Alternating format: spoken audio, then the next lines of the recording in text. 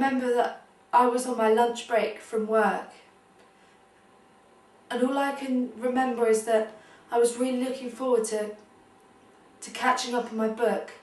You know, I was already halfway through. That's when he approached me.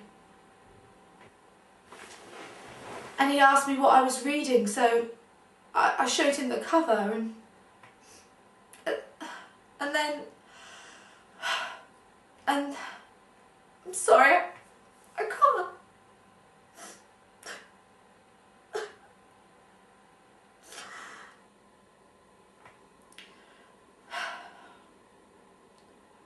And that's when he told me the ending of the story. I can't believe Hagrid's a transsexual. This is Dr. Hartman, an expert on criminology from the University of London. He's here to tell us about how much risk we are from these offenders ruining our books. Dr. Hartman, welcome. Well, yes, thank you for having me.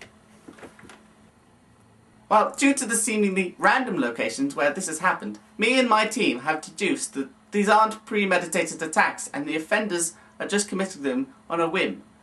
Now, our statistics show that 66.6369% of people in the UK have had their books ruined once in their life. So what you're saying is that this is a major epidemic in our country?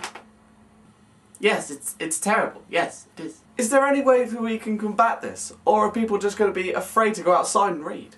Well, to combat this, what we must do is be very cautious with our books, because if we just read them anywhere, people can just jump out and ruin them. But what we must do is read in private, or, if the very extreme, read out in public, but with obvious exits where you could escape these people ruining your books. Thank you, Doctor. Thank you very much.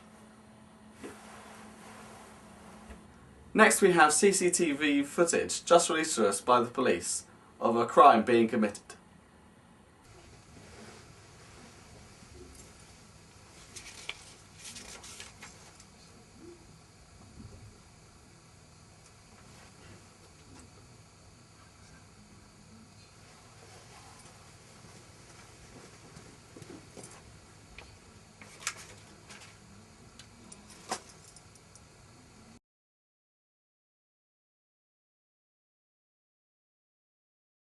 Let's see if the Doctor has anything to say about this. Doctor?